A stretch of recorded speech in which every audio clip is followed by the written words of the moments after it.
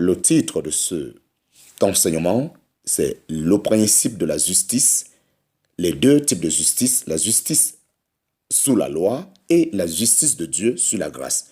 Les deux types de justice, la justice sur la loi et la justice de Dieu sur la grâce. Pourquoi donc la loi?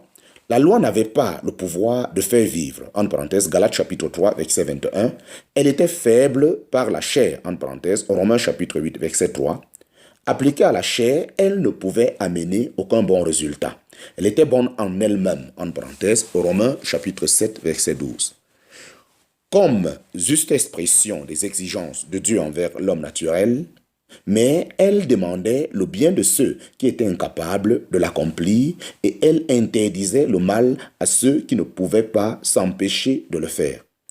On comprend que la question soit posée, pourquoi donc la loi, entre parenthèses, Galates chapitre 3, verset 19. On trouve la réponse dans les épîtres aux Galates et aux Romains. La loi a été ajoutée à cause des transgressions, entre parenthèses, Galates chapitre 3, verset 19. C'est-à-dire, dans le but de faire ressortir le mal par des transgressions, entre parenthèses, note la version d'Abi.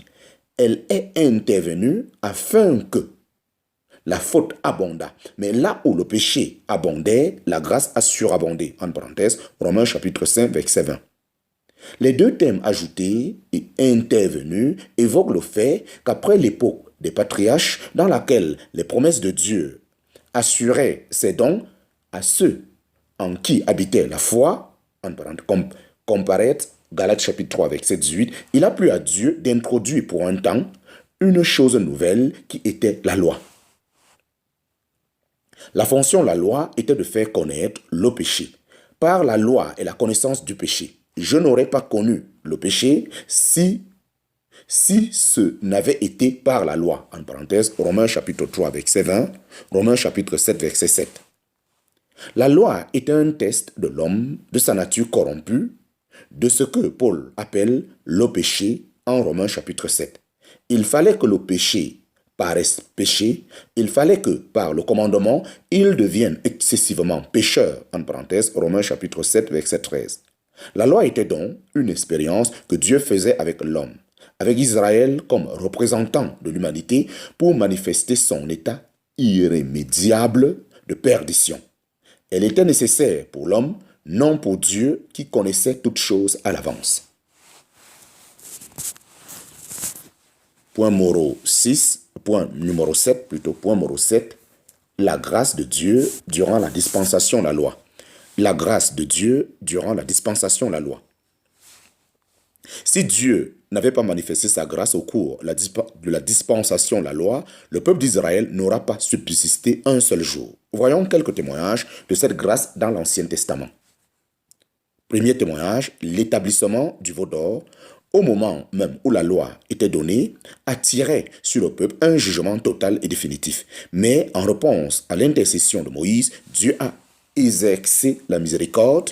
D'ailleurs, en même temps que le jugement envers le peuple qui était appelé de son nom, en parenthèse, Exode chapitre 32 à 34. Il est remarquable de voir que Moïse, le législateur, avait une connaissance profonde de la grâce et de la bonté de Dieu. Combien de fois le voyons-nous faire appel à la miséricorde divine au cours des 40 ans de la traversée du désert? En parenthèse, vois par exemple Nombre chapitre 14, versets 17 à 20.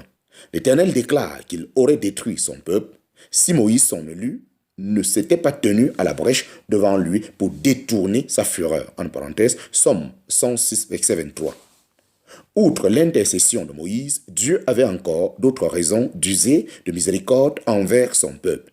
Il tenait les promesses qu'il avait faites à Abraham, Isaac et Jacob. En parenthèse, Deutéronome chapitre 9, verset 5. Il se devait aussi de prendre soin de sa gloire pendant les nations, de prendre soin de sa gloire devant les nations qui savaient qu'il était le Dieu d'Israël. En parenthèse, Ézéchiel chapitre 20, verset 9, 14 et 22.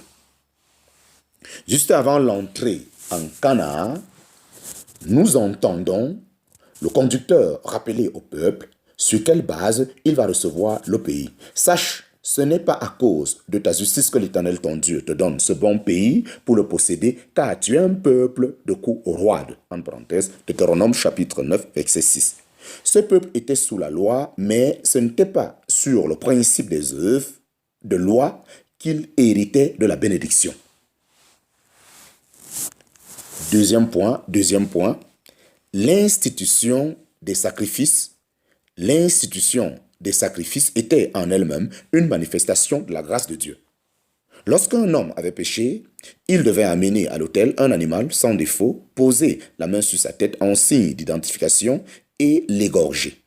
Et le sacrificateur fera propitiation pour lui, pour son péché qu'il a commis, et il lui sera pardonné. En parenthèse, Lévitique chapitre 4, verset 35. Il devait aussi confesser son péché. Lévitique chapitre 5, verset 5.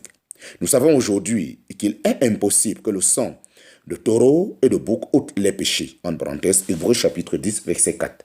Mais les sacrifices étaient des figures de l'œuvre de Christ et Dieu en tenait compte à cause de la valeur de ce qu'ils représentaient.